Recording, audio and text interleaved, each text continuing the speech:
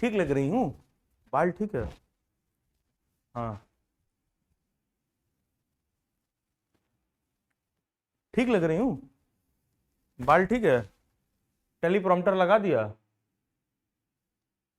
कितना मिला था? 2 कौड़ी मिला है कि फूटी कौड़ी मिली है? अच्छा, 2 कौड़ी मिला है, जितना बोलना है उतना ही बोलना है। ठीक है, तो शुरू करें? हाँ, शुरू करते हूँ। लिपस्टिक लग गया, चमक गई। हाँ ठीक है, शुरू करें, शुरू करें। हाँ हाँ, है स्पीड धीरे करो टेलीप्रॉम्प्टर का। हम कोई एजुकेटर थोड़ी ना है कि एक्सप्लेनेटरी वीडियो लेके यहाँ शुरू हो जाएंगे, समझाने लगेंगे। जितना, अच्छा जितना दिया गया उतना ही बोलना है। स्पीड स्लो करिए एकदम। हल्ला बोल, अरे हल्ला बोल नहीं है, मुद्दे की बात। अच्छा मुद्दे की, अच्छा मुद्दे की बात, चलो खैर। चटना, ये हल्ला बोलने का टाइम नहीं। चटना देखो, तुम पहले 2000 के नोट में से ना चिप निकालो, सारा चिप इकट्ठा करो, उसको गलाओगे। उस चिप को गलाने के बाद उसमें से गोल्ड निकलता है, तो that is the real value of 2000 note. अब तो अच्छा, मार्केट में नोट नहीं आ रहा क्या 2000 का? बंद कर दिए क्या पापा तुम्हारे? वो तो बोल रहे थे कि इसमें चिप लगा हुआ है, जमीन के जो है 2 फीट नीचे भी रहेगा।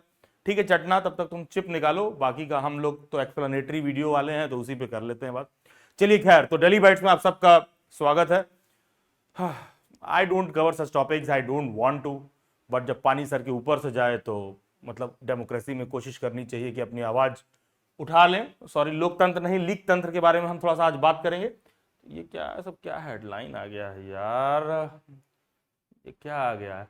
मतलब जिनको कोचिंग माफिया कहा जा रहा है ना, ये कोचिंग वाले बेसिकली पैदा कहां से होते हैं? जब सरकार द्वारा बनाई गई शिक्षा व्यवस्था ध्वस्त हो जाती है, फेल हो जाती है, तब जाके ये कोचिंग वाले पैदा होते हैं। एक बच्चा जब 18 साल का हो जाता है तो उसको वोट देने का अधिकार मिल जाता है, लेकिन आप जाके युवाओं में से बात कर लीजिए, 80% युवाओं को सांसद और विधायक, एमपी और एमएलए का अंतर नहीं पता होगा, लेकिन वोट देने के लिए एलिजिबल है। अगर वो 18 साल से ऊपर है, वोट देने के लिए एलिजिबल है, उनको अपने नेताओं के बारे में, उनको एमपी के बारे में, उनको एमएलए के बारे में बुनियादी फर्क नहीं पता है, तो कौन जिम्मेदार है इसके लिए? बुनियादी शिक्षा व्यवस्था जिम्मेदार है ना। वो कौन चला रहा है? सरकार चला रहे हैं, स्कूल वाले चला रहे हैं। वो अंत में जाके सीखता कोचिंग वालों से ही है। एंड कोचिंग वाले इसलिए नहीं पैदा हुए हैं कि कोचिंग वाले आ गए हैं तो शिक्षा व्यवस्था बन रही है खराब है। खराब शिक्षा व्यवस्था है, इसलिए कोचिंग वाले को आना पड़ता है। तुम्हारा बस चले तो बच्चों को तुम लोग घुट घुट के मरवा दो। ये देखो, सीबीएसई का ओएसएम सिस्टम में दुनिया भर का समस्याएं हैं। एंड ये देखिए, ये सीबीएसई बोर्ड के प्रिंसिपल्स हैं, ये स्कूल्स के प्रिंसिपल हैं, इनकी ये औकात है, इनका इतना कुव्वत नहीं है कि ओएसएम सिस्टम के खिलाफ खड़े होकर आवाज उठा दें। सरकार ने कहा रील बनाओ और बताओ ओएसएम सिस्टम कैसे बहुत अच्छा है, तो ये सब बने रील बनाने लगे, बताने लगे कि कैसे गधा घोड़ा है। मतलब एज अ टीचर, ये सब देखो, ये सीनियर टीचर्स हैं, ये सब बड़े बड़े दिल्ली और लखनऊ मुंबई की बड़े बड़े स्कूल्स चला रहे हैं। इन प्रिंसिपल्स का इतना भी स्पाइन नहीं है कि जो ओएसएम सिस्टम पेपर दिया है, कोई और स्कैन होके आया, कुछ और मार्क्स आया, कुछ और, उसके खिलाफ आवाज उठा सके। सीबीएसई ने एक सर्कुलर जारी कर दिया कि अच्छा, all is well, all is well, all is well, एक सर्कुलर जारी कर दी और सब सही हो गया। सब लोग रील बनाओ, बताओ ओएसएम सिस्टम कितना अच्छा है, एनटीए कितना अच्छा है, लीक तंत्र का जो है कितना बड़ा जो है पुरोधा है, बताइए बताइए कैसे सही है। ये सो कॉल्ड, ये लोग सो कॉल्ड बड़े बड़े स्कूल्स और कॉलेजेस के डायरेक्टर्स हैं, प्रिंसिपल्स हैं, जिनको सीबीएसई ने बस एक बार बोला कि हाँ, ये जो ओएसएम सिस्टम है, इस पे रील बनाकर आप लोग बताइए कि ओएसएम सिस्टम क्यों अच्छा है। ये सब इतना भी करेज नहीं डेवलप कर पाते हैं, इतना भी स्पाइन नहीं डेवलप कर पाते हैं कि अरे कम से कम तुमको प्रिंसिपल के पद से हटा तो नहीं देगा, तुमको चार चमाट मार तो नहीं देगा, तुम उसके बाद मतलब सिर्फ एक सर्कुलर जारी करते हैं, ये सब रील बनाना शुरू कर देते हैं। ये सब सिस्टम के इस हिसाब से गुलाम है कि ऊपर से सिर्फ एक सर्कुलर जारी होता है और गधा को घोड़ा बताने लगते हैं, और जो है आम को अंगूर बताने लगते हैं। मतलब बस सिस्टम ने बोल दिया कि हाँ, आप बताइए कि ओएसएम सिस्टम कैसा है। तो सोचिए, ये प्रिंसिपल्स स्कूल के ये बच्चों को बताएंगे कि क्या होता है इंडिपेंडेंट थिंकिंग। सुबह सुबह हाँ, thought of the day school में चल रहा होगा और बता रहे होंगे कि किस तरह से इंडिपेंडेंट थिंकिंग, फ्री थिंकिंग होता है, कैसे आदमी को स्वरोजगार पर बात करना चाहिए, कैसे आदमी को सेल्फ को एम्पावर करना चाहिए, इस पे ज्ञान दे रहे होते हैं। और औकात इन लोगों की ये है कि इनको पता है कि गलत है, इनको पता है कि गलत हुआ है, उसके बाद भी जो है एक नोटिस आता है तो रील बना के जस्टिफाई करने लगते हैं। ये मतलब बड़े बड़े संस्थाओं का मतलब करेज है। सोचिए, ये टीचर्स क्या मतलब क्या सिखाएंगे बच्चों को, मतलब क्या सिखाएंगे स्कूल वाले टीचर्स। एंड वही तमाम जो बड़े बड़े कोचिंग वाले हैं, एजुकेटर्स हैं, हमारे जैसे ऑनलाइन एजुकेटर है भाई, हम लोग जब ये आपसे वीडियो बना रहे हैं, अपने स्टूडेंट्स के पास आ रहे हैं, तो पता है हम अपने रोजी रोटी पर, हम अपने व्यवसाय पर रिस्क लेकर आ रहे हैं, ये वीडियो बना के आपसे कह रहे हैं। इलाहाबाद में विवेक सर एग्जामपुर वालों ने सिर्फ हल्का सा आवाज उठाया, आज जो है पेपर लीक के खिलाफ प्रदर्शन किया, शाम तक घर पर चली आई भैया कि ये कोचिंग सील करो, ये सील करो। भैया 3 साल 4 साल से वो कोचिंग चल रहा था, तब तुमको समझ में नहीं आया कि सील करना है? हम कह रहे हैं परमिशन ही क्यों दिए, खुला ही क्यों, लेकिन बस सरकार के खिलाफ बोले तुरंत भाई जो है सील कर दीजिए।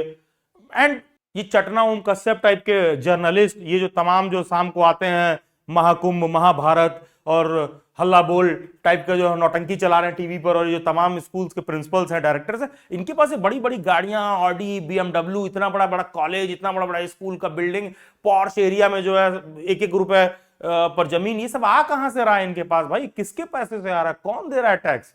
कहां से आ रहा है? शिक्षा में अगर माफियागिरी को समझना है तो समझ लीजिए कि जितने भी स्कूल और कॉलेजेस हैं भारत में, इनका रजिस्ट्रेशन ही होता है नॉन प्रॉफिटेबल ऑर्गेनाइजेशन के नाम पर। सोसाइटीज एक्ट वगैरह में इन लोगों का रजिस्ट्रेशन होता है, मतलब रजिस्ट्रेशन करते हैं नॉन प्रॉफिटेबल के नाम पर। और कोई भी बड़ा स्कूल का डायरेक्टर, कॉलेज, दिल्ली, नोएडा, आप कहीं भी घूम लो, आप उनको देख लो, कहीं से आप उनको देख के लगेगा कि वो किसी नॉन प्रॉफिटेबल ऑर्गेनाइजेशन के हेड है। बड़ी बड़ी गाड़ियां, बड़ा बड़ा एकदम फार्म हाउस, इतना बड़ा बड़ा कॉलेज, पूरा एकदम शहर बसा रखा है। भाई ये सब कहां से आ रहा है? नॉन प्रॉफिट हो के ये सब कर रहे हो। और ये मीडिया वाले बताएंगे कि एजुकेटर्स क्या कर रहे हैं। ये बहुत आसान होता है ये कहना शिक्षा माफिया। जब सिस्टम और व्यवस्था फेल हो जाता है तब जो है टीचर, कोचिंग वाले ये लोग पैदा होते हैं। जब हमारा बेसिक स्कूल सिस्टम, जो हमारा बेसिक एजुकेशन, ये सब फेल कर जाता है, 10th तक 12th तक बच्चा कुछ नहीं सीख पाता है, जब भविष्य में जाता है नौकरी के लिए, समाज में उतरता है, तो पता चलता है उसको कि 2 पैसा कमाने योग्य ही नहीं, उसको तो पकौड़ा बेचने के लिए लायक छोड़ दिया गया है। तब जाके वहां पर आते हैं कोचिंग वाले टीचर जो उनको सिखाते हैं। ये बड़ा आसान होता है कि उनको कोचिंग के नाम पर टैग कर देना, अरे मत जाइए, मत सीखिए, अगर आप काबिल हैं तो मत जाइए उनके पास, आप जाइए जॉब ले लीजिए, 10th के बाद 12th के बाद दे दें ये, ठीक है। चटना ओम कश्यप के ऑफिस में पानी पीने से ज्यादा आपको देंगे नहीं, करीब भी नहीं आने देगी वो तो देखो यार, ये सब बहुत आसान है आके कहना। और एजुकेटर्स को भी मैं कहूंगा इस डिबेट डिस्कशन में नहीं उलझना चाहिए, मेरे जैसे लोगों को इस पर आके कुछ सफाई नहीं देना चाहिए। But this is too much कि आके कोई भी कह जाए, सड़क छाप क्या कहते हैं, जर्नलिस्ट जिसकी 2 कौड़ी की औकात ना हो, फूटी कौड़ी की औकात ना हो, वो आगे कह दे कि भाई ये लोग माफिया है, ये है, वो है। मतलब बहुत ईजी पड़ता है ये कहना। तो ठीक है ना, खुद सेलेक्ट हो जाओ। कौन कह रहा है कोचिंग वालों के पास जाने के लिए? कौन कह रहा है तुमको दिल्ली जाने के लिए? कौन कह रहा है? क्योंकि तुम्हारा जो शिक्षा व्यवस्था है वो तुमको इस हिसाब से एम्पावर नहीं कर पा रहा है। कभी सरकार से इस मसले पर प्रश्न पूछा? कभी सरकार से मिड डे मील पर पूछा? कभी सरकार से पूछा कि कैसे बच्चे को सिर्फ नमक और रोटी मिल रहा है मिड डे मील में, जहां अच्छा खासा फंड आता है? कभी सरकार से ये सब पूछा? ये स्कूल्स के प्रिंसिपल, ये मतलब अरे थोड़ा तो करेज दिखाओ यार, थोड़ा तो करेज दिखाओ। सरकार ने कह दिया तो रील बना गए, चले गए एकदम गधों की तरफ, भीड़ में एकदम, भेड़ चाल में एकदम निकल गए कि रील बनाओ। खुद से कुछ जो है वही नहीं है मतलब। तो बस चटना को इतना कहूंगा, चटना टीचर ने तुम्हारे खिलाफ हल्ला बोल दिया है, तुम ही से सीखा है हल्ला बोल। अरे इससे भी कुछ सीखना पड़ेगा। क्या क्या हुआ? ईडी वाले आ गए क्या बाहर? CBI वाले? अच्छा नहीं, एग्जाम पर, अच्छा विवेक सर के यहाँ गए हैं। ओ चलो ठीक है, फिर कैमरा वैमरा बंद कर देते हैं, इससे पहले कि चटना और ईडी वाले जो है पूछें कि आम कैसे खाते हैं।